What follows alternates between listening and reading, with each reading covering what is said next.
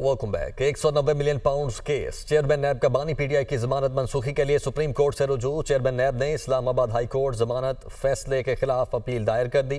اسی حوالے سے حسیب ملک ہمارے ساتھ موجود ہیں۔ حسیب، کیا ڈیٹیلز ہیں؟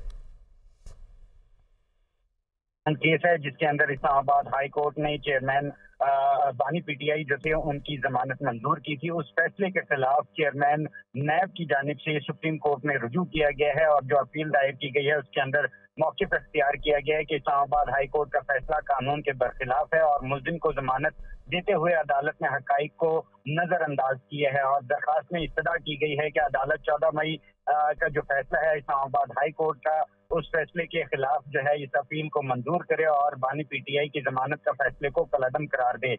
درخواست میں یہ بھی موقف اختیار کیا گیا ہے کہ بانی پی ٹی آئی کی درخواست ضمانت احتساب عدالت نے مسترد کر دی تھی اور درخواست میں القادر ٹرسٹ کے لیے پیسے منتقلی کے حوالے سے جو تفصیلات تھیں وہ بھی تحریر کی گئی ہیں اور درخواست میں اسلام آباد ہائی کورٹ کی ضمانت منظوری کے طریقہ کار پر دیگر مختلف 9 سوالات اٹھائے گئے ہیں اور درخواست میں موقف اختیار کیا گیا ہے کہ بانی پی ٹی آئی کے خلاف ریفرنس کرپشن اور کرپٹ پریکٹسز پر جو ہے وہ بنایا گیا تھا اور بانی پی ٹی آئی کے خلاف ریفرنس آئین اور نیب آرڈیننس کو مد نظر رکھتے ہوئے یہ بنایا گیا ہے۔ درخواست کے اندر بیسک جو استدعا ہے وہ اسلام آباد ہائی کورٹ کے فیصلے کو جو ہے وہ کالعدم قرار دینے کی استدعا کی گئی ہے۔ یہ جو درخواست ہے چیئرمین نیب کی جانب سے سپریم کورٹ میں دائر کی گئی ہے۔ ٹھیک ہے، بہت شکریہ آپ کا حسیب۔